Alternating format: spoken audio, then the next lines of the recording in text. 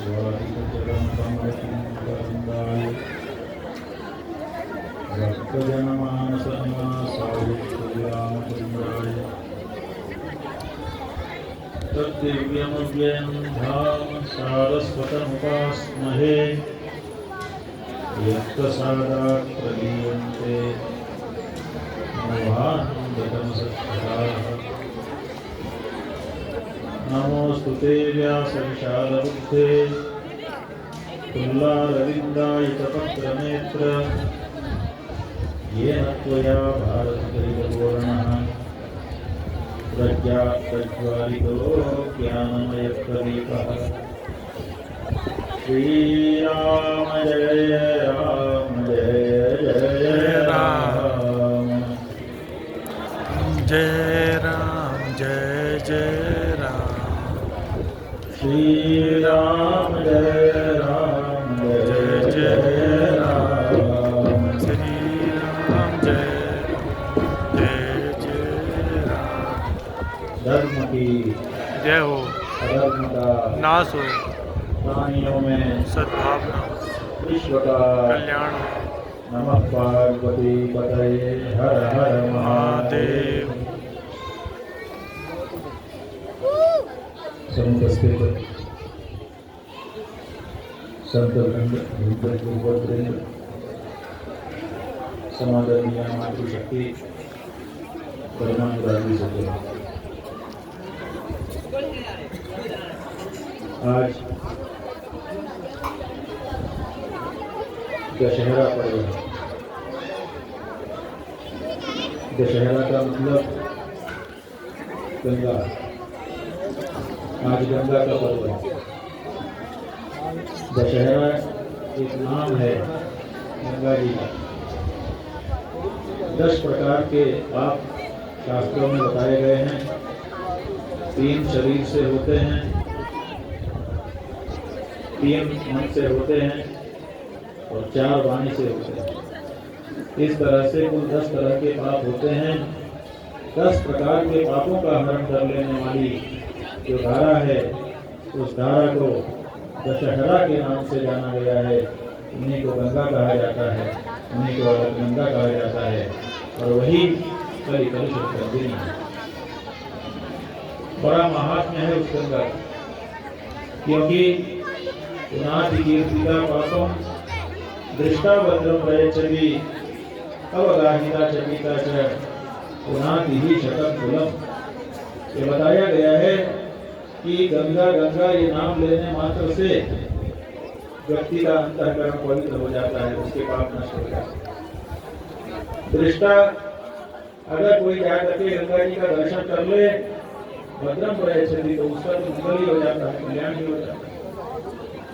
अवगाहिता च पीता च, अगर कोई जाकर के अवगाहन कर ले माने डुबकी लगा ले अथवा उनके जल का पान कर ले, तब तो बताते हैं जिस व्यक्ति ने ये किया, गंगा जी में जाकर के डुबकी लगाई और गंगा जल का पान किया, उसके 100 कुल माने एक वो 50 आगे के और 50 पीछे के कर जाते हैं। ये गंगा का महात्म्य है।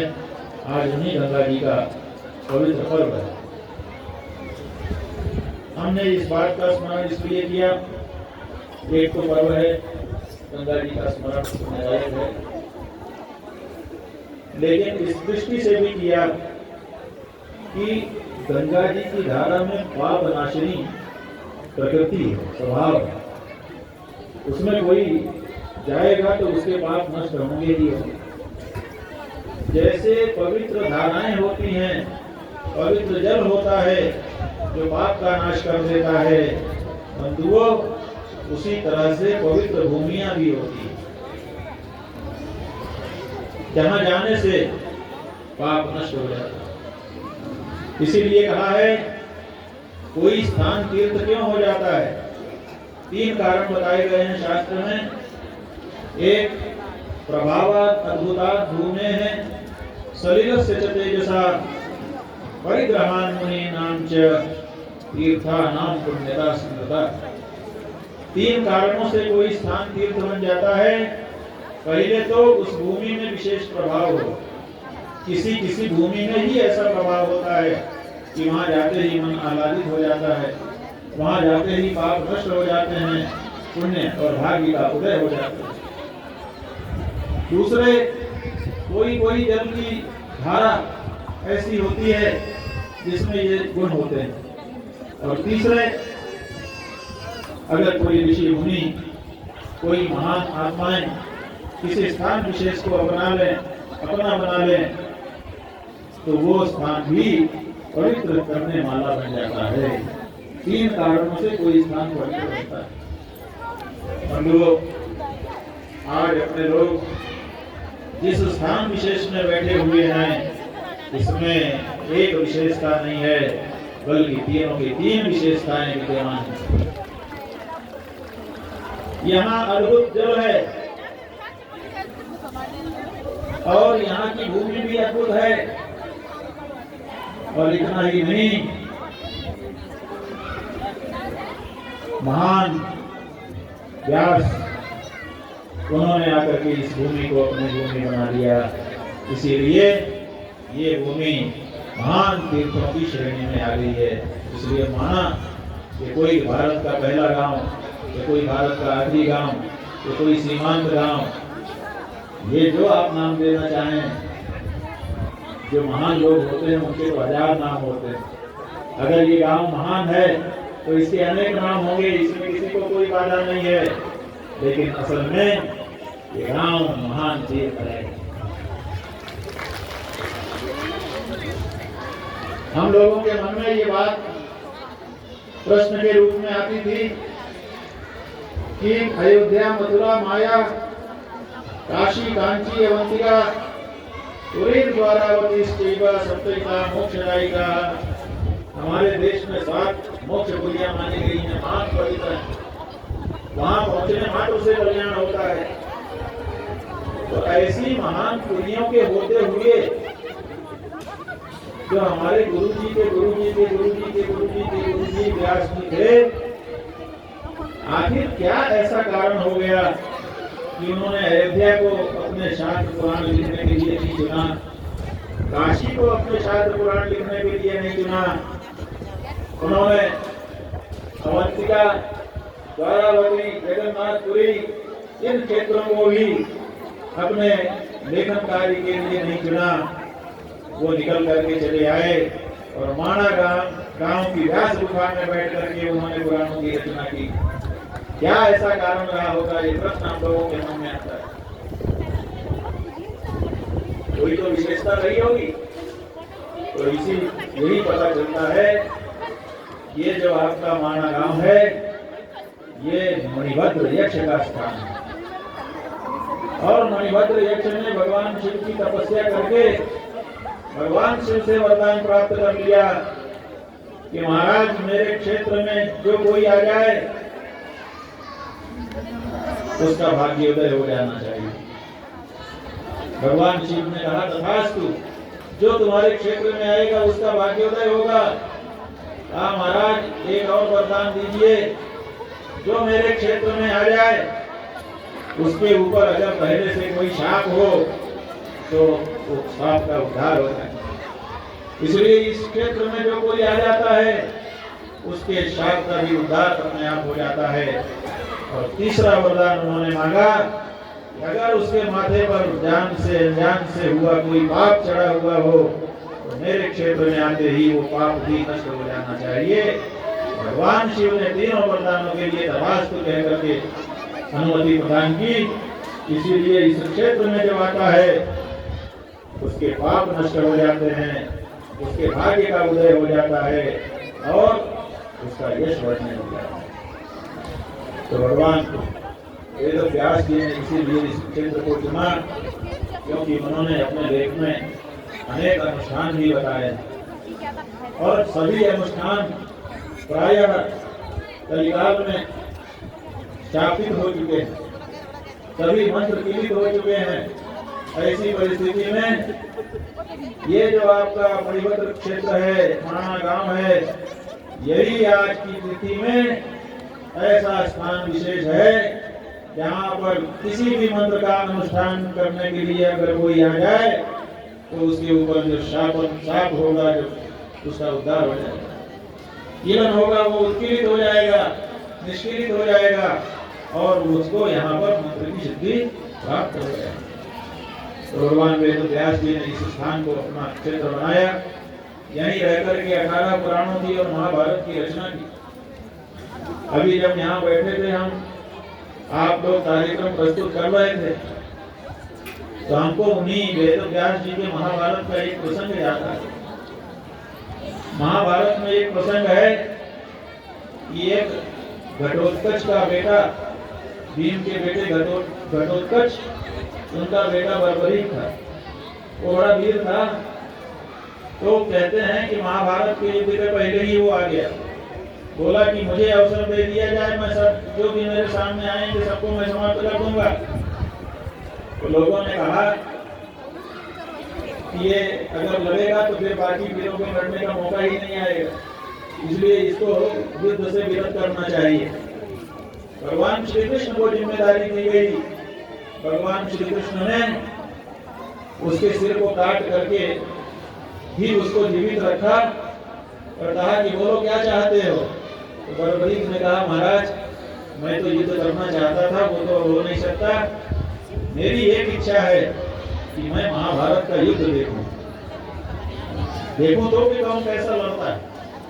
कहा अच्छा ठीक है, तुम जीवित रहोगे, तुम्हारा सिर जीवित रहेगा और तुम युद्ध को देख सको। तो एक ऊंचे स्थान पर उसके सिर को विराजमान कर दिया, वहीं से बैठा बैठा वो पूरा 18 दिन का महाभारत का युद्ध देखता था, बड़ी बारीकी से देखता था। जब महाभारत का युद्ध पूरा हो गया तो जो लोग बचे थे वीर, रथी, अतिरथी, महारथी, सब जाने कितने तो समाप्त हो गए, लेकिन जो लोग बचे थे उनके बीच में बात चलने लगी कि किसने कितना बड़ा पराक्रम दिखाया। कोई कहता था मैंने सबसे ज्यादा पराक्रम दिखाया, तो दूसरा कहता था नहीं नहीं, हमारे द्वारा ये जो कार्य किया गया, अगर ये ना किया गया होता तो विजय ना होती।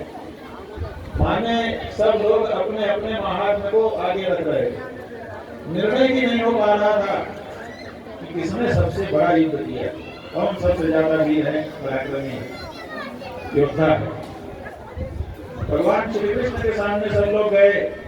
भगवान श्री कृष्ण ने कहा, भाई हम तो रथ हाँक रहे थे, हमारा ध्यान नहीं था कि कौन क्या कर रहा है।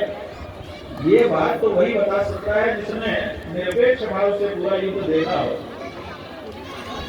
तो लोगों को ध्यान नहीं था, भगवान श्री कृष्ण ने ध्यान दिलाया कि ऐसा एक व्यक्ति है बर्बरीक, वो पहाड़ी के ऊपर बैठ करके वहीं से पूरा युद्ध देख रहा है, चल करके उससे पूछना चाहिए कि सबसे बड़ा युद्ध किसने किया, सबसे बड़ा योद्धा कौन। तो सब लोग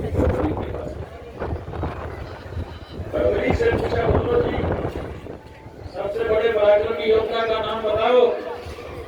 बर्बरीक ने कहा, कृष्ण, अगर सचमुच में आप हमसे पूछते हैं और सच बोलने के लिए हमसे कहते हैं, तो हजारों दिन का युद्ध हमने देखा है, बड़े बड़े योद्धा लड़ रहे थे, ये बात सही है, किसी के पराक्रम के बारे में हमको कुछ नहीं कहना है, लेकिन हमको तो ये चक्र दिखाई दे रहा था जो कभी इधर जाता था, कभी इधर जाता था, कभी इधर जाता था, वही वही लड़का दिखाई देता था, दूसरा कोई लड़का दिखाई नहीं देता। तब सब लोगों को ध्यान में आया कि हम लोग को निमित्त मात्र थे, असल में तो भगवान श्री कृष्ण का चक्र युद्ध कर रहा था और उसी ने सेनाओं का संहार कर दिया। ये तो महाभारत का प्रसंग है और हमको यहाँ बैठे बैठे इसलिए याद आ गया, यहाँ पर एक के बाद एक प्रस्तुतियां हो रही थी, लेकिन वो एक छोटी सी बच्ची आपकी, वो ऐसे बीच में आकर के खड़ी हो जा रही थी और नृत्य का प्रदर्शन कर रही थी, उससे बैठे रहा ही नहीं जा रहा। जैसे ही बाजे की आवाज आती थी और वो थिरकने लगती, जो सही में नृत्यांगनाएं होती हैं उनसे रहा नहीं जा सकता। तो वो गजब की बच्ची वो आकर के बीच में खड़ी हो जाती थी, तो हमको लगता था कि महाभारत का युद्ध हो रहा है, बड़े बड़े वीर लड़ रहे हैं, बड़े बड़े कलाकार इस गांव के, चाहे वो किसी भी उम्र के हों, अपनी अपनी कला दिखा रहे हैं लेकिन वो बच्ची भगवान श्री कृष्ण के चक्र की तरह से सर्वस्व हो जाती। कभी कभी छोटी छोटी घटनाओं से बड़ी बड़ी घटनाओं का अनुभव हो जाता है कि कैसे ये हुआ होगा।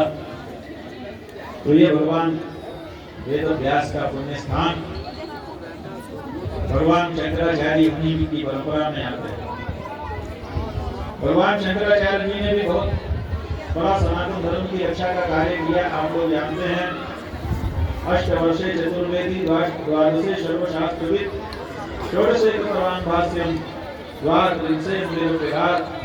केवल 32 वर्ष की अवस्था। वेद व्यास जी तो चिरंजीवी हैं, वेद व्यास जी आज भी हैं। अश्वत्थामा बलिर्व्यासः हनुमांश्च विभीषणः कृपः परशुरामश्च सप्तैके चिरंजीविनः सप्तैकां संस्मरेन् नित्यं मार्कण्डेयं तथाष्टमम्। जब हमारे यहाँ जन्मदिन किसी बच्चे का मनाया जाता है तो ये श्लोक पढ़े जाते हैं जिनमें चिरंजीवियों का स्मरण किया जाता है। आजकल तो पाश्चात्य संस्कृति अपने घरों में आ रही है, अपने लोग जन्मदिन मनाते ही नहीं है, बर्थडे मनाने लगे और उसमें अंग्रेजी के शब्दों का उच्चारण करते हैं। लेकिन अपनी परंपरा में जो अपनी तिथियां होती हैं, जैसे राम जी का जन्मदिन अभी अंग्रेजी तारीख से नहीं, भारत की तारीख से मनाया जाता है। कृष्ण का जन्मदिन, वो जन्मदिन भी अंग्रेजी तारीख में नहीं, हिंदी तारीख में मनाया जाता है। आपके वेद व्यास जी का जन्मदिन वो भी गुरु पूर्णिमा के दिन मनाया जाता है। इसी तरह से हमारे जो सनातनी बच्चे हैं उनका जन्मदिन सनातनी तिथियों में मनाया जाना चाहिए और उस दिन माता पिता के द्वारा जो चिरंजीवी हैं उनका स्मरण किया जाना चाहिए। उससे बच्चा भी लंबी आयु वाला होता है, लेकिन वो परंपरा नहीं है। तो ये श्लोक पढ़ा जाता है। इस श्लोक में ये बताया गया है कि ये चिरंजीवी हैं, अश्वत्थामा बलि व्यास। व्यास जी आज भी जीवित हैं और आज भी उनके दर्शन लोगों को होते हैं। लेकिन भगवान आदि शंकराचार्य वो तो 32 वर्ष धराधाम पर केवल रहे, उसके बाद उन्होंने केदार क्षेत्र में जाकर के निर्वाण प्राप्त कर लिया, कैवल्य मुक्ति, विदेह मुक्ति प्राप्त की। तो उनके द्वारा भी बहुत कार्य किए गए और आप लोगों को जानकर के प्रसन्नता होगी कि जैसे व्यास जी ने अपने सारे साहित्य का सृजन आपके इस पवित्र मणिभद्र क्षेत्र में माणाकलाग की गुहा में, व्यास गुहा में बैठ करके किया, उसी तरह से इसी क्षेत्र को भगवान शंकराचार्य जी ने थोड़ा और खींच लिया। खींच करके इसको जोशीमठ ज्योतिर्मठ ले गए और वहां शंकराचार्य जी की गुहा में बैठकर 5 वर्ष लगातार, 32 वर्ष की उम्र में 5 वर्ष लगातार वो ज्योतिर्मठ में रहे और वहीं पर उन्होंने अपने शांकर भाष्य की रचना की, जिसके कारण आदि शंकराचार्य जी को आज भी जाना जाता है। तो आपका क्षेत्र ज्योतिर्मठ तक फैला दिया शंकराचार्य, वहां भी बैठ करके गीता पढ़ा जा सकता है। तो ये क्षेत्र को उन्होंने विशालता दी, उनके शिष्यों ने और भी ज्यादा विशालता दी। एक बार 2008 ईस्वी में, आज से 16 वर्ष पहले, जब हम गंगा जी की अविरल निर्मल धारा के लिए आंदोलन कर रहे थे, तो उस समय हम लोगों के आंदोलन का कुछ लोगों ने विरोध भी किया। विरोध का कारण ये था कि भाई ठीक है, गंगा अविरल निर्मल होनी चाहिए, हमें कोई दिक्कत नहीं है, लेकिन गंगा के जब बांध बनते हैं तो हमको रोजगार मिलता है, इसलिए हमारे रोजगार को मत छीनिए महात्मा जी। ये उन समय विरोध करने वाले लोगों का कहना था और ये बहस चली, कहीं से थोड़ी सी शुरू हुई, फिर ये बहुत बढ़ गई और इतनी बड़ी कि आपके उत्तराखंड के उस समय के जो मुख्यमंत्री थे विजय बहुगुणा जी, उनके साथ जब हम लोगों की बैठक हुई दिल्ली में, प्रधानमंत्री भी थे, वित्त मंत्री भी थे, पर्यावरण मंत्री भी थे, हम लोग थे, सब लोगों के साथ 5 राज्यों के मुख्यमंत्री थे, उत्तराखंड के भी मुख्यमंत्री विजय बहुगुणा जी थे। तो उन्होंने बैठक में कहा कि महाराज जी, बात आपकी सब ठीक है, गंगा के बारे में आपकी भावना सही है, लेकिन आप विकास के विरोधी हैं। हमारी आपसे प्रार्थना है कि विकास का विरोध मत करें। उस समय हमने विजय बहुगुणा जी से कहा था, विजय बहुगुणा जी, आप अपना ये वाक्य वापस ले लीजिए, ये तो कहिए ही मत कि हम विकास के विरोधी हैं। हम विकास के विरोधी नहीं हैं, हम तो विकास के पुरोधा हैं। हमारे जितना विकास दूसरा कोई कर नहीं सकता है, हम वो व्यक्ति है। बोले कैसे? तो हमने उनको बताया, ये बताइए कि आपके राज्य का सबसे ज्यादा रेवेन्यू कहाँ से आता है? तो उन्होंने हमको कहा कि हमारे राज्य का सबसे ज्यादा रेवेन्यू 4 धाम यात्रा से आता है। तो हमने उनको कहा कि ये बताइए कितना आता है?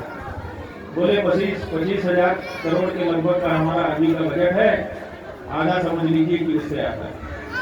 तो हमने उनको कहा कि ये बताइए 12,000 साढ़े 12,000 करोड़ का बजट आप बता रहे हैं साल में आपको मिल जाता है, ये कैसे मिलता है? पूरे देश के लोग आते हैं आपके यहाँ, कैसे आते हैं? तो चुप हो गए। हमने कहा चुप आप नहीं होइए, हम आपको बताते हैं, सुनिए। ये हमारे गुरु के गुरु के गुरु के गुरु के गुरु के गुरु वेद व्यास जी हुए। उन्होंने उत्तराखंड के माना गांव के गुफा में बैठ करके वेद पुराण शास्त्र लिखे और उसमें लिखा ये परम पवित्र क्षेत्र है।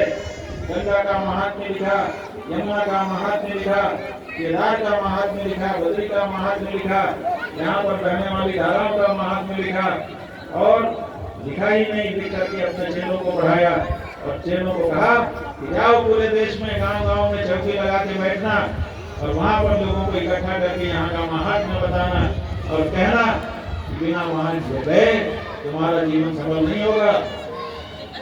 वो तब से लेकर के आज तक हम उनके चेले गांव-गांव में जा करके चौकी लगा करके बोल रहे हैं, बता रहे हैं और उसी बात को सुन करके लोग अपने जीवन को धन्य बनाने के लिए आपके प्रदेश में आ रहे हैं। उससे आपको रेवेन्यू मिल रहा है, आपके स्टेट का विकास करने वाले हम हैं। तो वो खड़े हो गए अपनी और खड़े होकर के कहा कि महाराज मैं आपकी बात को समझ गया, आप मेरे अफसरों को भी ये बात समझा दीजिए।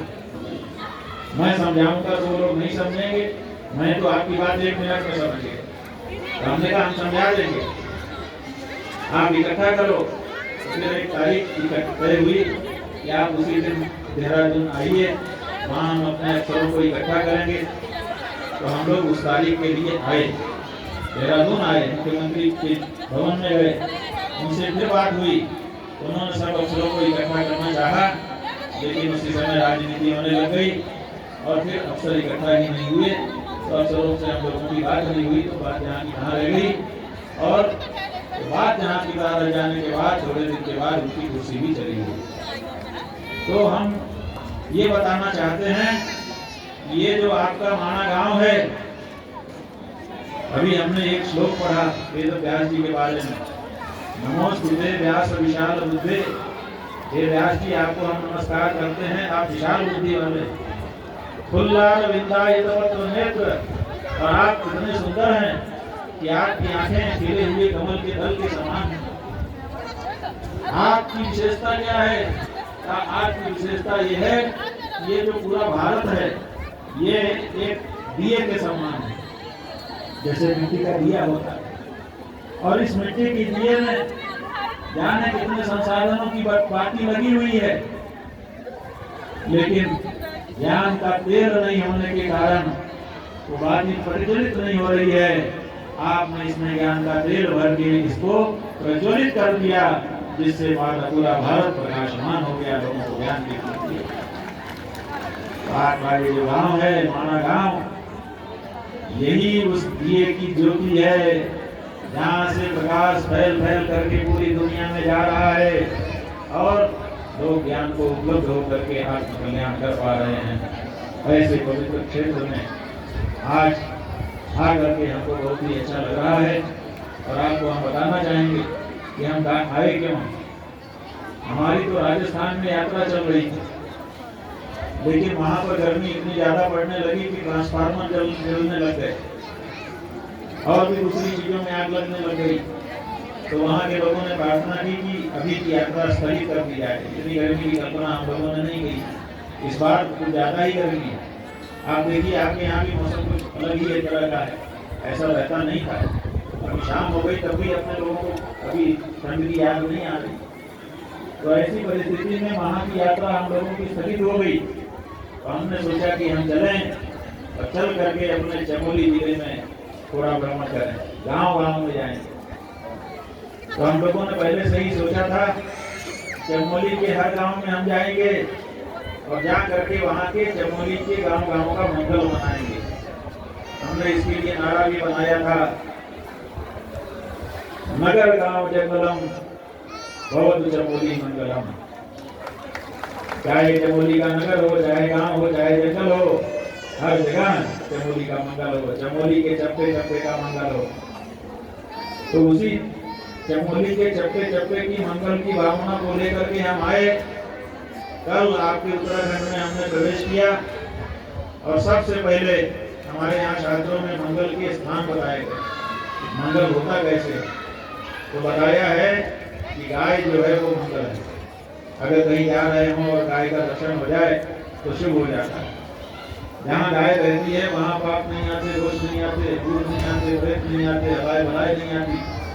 तो इसलिए गाय मंगल का प्रतीक मानी गई है। तो इसलिए सबसे पहले गौचर गए। चमोली जिले का गौचर गांव गायों के चराने के लिए ही अपने स्वरूप में स्थित है, प्रसिद्ध है। तो हमने सबसे पहले गायों का दर्शन करना चाहा कि गौचर चल करके गायों का दर्शन करें। वहाँ पर श्री कृष्ण गो सदन गौशाला है, वहाँ पर हम गए और वहाँ जाकर के गौ माता की पूजा की, प्रणाम किया और गायों से प्रार्थना की कि आप आशीर्वाद दीजिए कि चमोली का मंगल हो। फिर हमारे मन में था कि हमारे यहाँ जो सौभाग्यशाली स्त्रियां हैं उनको भी सुमंगली कहा जाता है, वो भी मंगल का कारण है। अपने लोग घर से निकले किसी काम के लिए और सुवासिनी स्त्री श्रृंगार किए हुए मिल जाए तो वो भी शगुन होता है। तो हमने सोचा कि सुवासिनी का दर्शन करना चाहिए, लेकिन कोई कार्यक्रम हमको पता नहीं था कि कहाँ जाएंगे, क्या होगा। लेकिन मुख्यमंत्री जी ने खाना ला करके बैठा दिया और यहाँ से मंगली इनका ये सुंदर देश जिसमें एक अलग ही रूप इनका निकल के आता है। आज के दिन भी हम लोग जब देखते हैं तो लगता है कि साक्षात कोई देवी विराजमान है हमारे सामने। ऐसा सुंदर भाव जिस वेशभूषा को देख करके उत्पन्न होता है, ऐसी सुमंगलियों का दर्शन करने का अवसर मिला। और फिर अभी हमारे बीडी सिंह जी जो कि परंपराओं के बहुत बड़े पुजारी हैं, जिनसे हम लोगों को बड़ी आशा है कि ये हमारे पर्वत की परंपराओं को हमारे उत्तरामाई क्षेत्र में सर्वत्र प्रसारित करने के लिए हम लोगों को सहयोग करेंगे। जिन्होंने खड़े होकर के ये जो देश है आपका, इसके बारे में भी बताया। लेकिन एक इनके बताने से एक बात हमको ध्यान में आई, वो ये इन्होंने कहा कि ये जो देश है हमारी माताओं का, ये साक्षात हिमालय का रूप है। माने जब इसको धारण करती हैं तो मूर्तिमंत हिमालय सामने आया है, ऐसा प्रतीत होता है। लेकिन हमको लगा गजब की बात है कि आज तक 50 वर्ष से ज़्यादा हमारी उम्र हो गई, हमने हिमालय के बारे में तो बार बार सोचा, लेकिन हिमालय के बारे में कभी नहीं सोचा।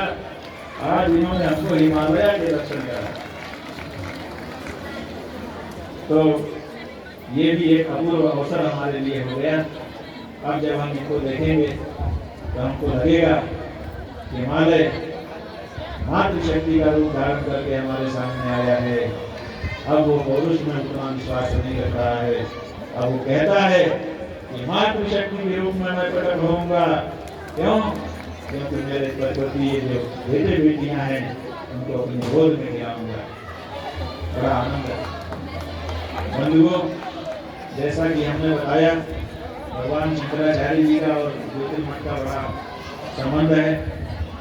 उन्होंने इस क्षेत्र की विशेषता को ज्योतिर्मठ तक खींच लिया, शास्त्र भाषण की रचना करके। वैसे ही एक और परंपरा है, जो परंपरा बहुत दिनों से चली आ रही थी लेकिन बीच में टूट गई थी। आप जानते हैं कि 165 वर्ष तक जो ज्योतिर्मठ के शंकराचार्य थे वो यहाँ थे ही नहीं। वो गुजरात के अहमदाबाद के पास ढोलका नाम का एक गांव है, वहाँ जाकर के मठ बना करके रह गए। तो सारी चीजें वहाँ जाकर के सिमट गई। 8 पीढ़ियां मान उनकी हुई। ये जो हमारे जुड़ी जी हैं जिसकी पंचायत के अध्यक्ष आशुतोष जी, ये शोध कार्य कर रहे थे तो ये ढोलका गांव जा करके आए और वहाँ का सब अध्ययन करके आए। हमारे जो चंद्रमौलीश्वर हैं वो हर आचार्य के चंद्रमौलीश्वर वहाँ सुरक्षित है, वो हमको प्राप्त हुए हैं।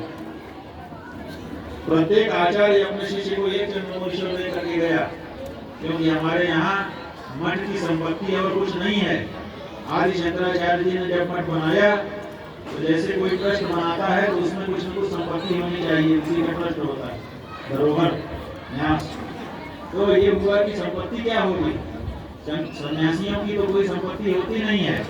तो भगवान शंकराचार्य जी ने कैलाश यात्रा करके 4 शिवलिंग लाए और उन्हीं में से एक शिवलिंग एक पीठ के शंकराचार्य को दे दिया और कहा यही तुम्हारे मठ की संपत्ति है, इन्हीं की पूजा आराधना करना, इसी से सब तुमको प्राप्त होता है। तो इसीलिए चारों शंकराचार्य पीठों में चंद्रमौली भगवान का, चंद्रमौलीश्वर भगवान का आराधन होता है। तो हर गुरु अपने शिष्य को ये चंद्रमौलीश्वर देकर के उत्तरायण का गया है, वो वहीं पर सुरक्षित है, वहीं से हमको भी प्राप्त हुए हैं। उनकी पूजा मठ में होती है। और आपको हम बताना चाहेंगे, ये जो आपका चमोली जिला है, ये चमोली जिले का नामकरण कैसे हुआ? ये चमोली जिले का नामकरण हमारे ज्योतिर्मठ के आराध्य देवता चंद्रमौली के नाम पर हुआ है। चंद्र का च और मौली का मौली बन गया चमोली। ये चमोली नहीं है, चंद्रमौली है, पूजनीय है, विशेष करके हम उत्तरायण के लोगों के लिए। तो ये चंद्रमौलीश्वर की धरती, इस धरती पर मंगल मनाने के लिए हम लोग निकले और आज यहाँ पर मंगल गान हुए। अलग अलग दलों ने माताओं के अलग अलग मंगल गान गाए, बहुत ही सुंदर सुंदर मंगल गान थे। भाषा के न समझने के कारण बहुत को हम नहीं समझ पा रहे थे, लेकिन आपके संचालक महोदय ने हिंदी में भी भाषांतर करके संक्षेप में मंगल गान का तात्पर्य हम लोगों को बताया। बहुत ही प्रसन्नता तो मन में हो रही है। हमारे पीताम्बर भी कहाँ बैठे हैं, सुन गए हो क्या? ये पीताम्बर जी निरंतर हम लोगों से मिलते जुलते रहते हैं। इनसे हम लोगों की बात हुई थी जब हमारे गुरु जी महाराज अस्वस्थ रहने लगे, तो हमारे मन में आया कि माना गांव से एक टीम चले और अपने वेशभूषा में चले और वहाँ जब तक के महाराज जी को कुछ यहाँ के लोग लेकर और सबको सुनाए जाए, लोगों को दिखाया जाए। तारीख भी तय हो गई थी कि कब चलना है, लेकिन उसके पहले ही उन्होंने व्यापक रूप धारण कर दिया। तो अब उनका शरीर जहाँ था वहाँ जाकर के उनको हम लोग नहीं दिखा पाए, लेकिन अब हम जहाँ नाचेंगे वहीं से वो देख सकेंगे कि क्योंकि और व्यापक होगा। तो हम समझते हैं आज का जो कार्यक्रम है ये केवल हमने नहीं देखा, हमारे गुरु जी महाराज ने भी यहीं बैठ करके ये सब कार्यक्रम देखा है और उनका भी आशीर्वाद आप सबको प्राप्त हो रहा है। सबके लिए जो लोग भी यहाँ हैं, कई लोगों का तो हम भी नाम नहीं जानते, केवल चेहरा जानते हैं, कई लोगों को चेहरे से भी नहीं जानते हैं, आगे रहेंगे। लेकिन ये निरंतर हम लोगों का संपर्क परस्पर बना रहे और यहाँ की परंपराओं को, यहाँ की दिव्य भावनाओं को हम लोग सर्वत्र संप्रेषित करने में अगर समर्थ हो सकें तो ये बहुत अच्छा कार्य होगा। आपका ये 3 दिन का जो जेठ का उत्सव है ये सफल हो, इसकी शुभकामना देते हुए यहीं पर हम अपनी वाणी को विराम दे रहे हैं। हर हर महादेव।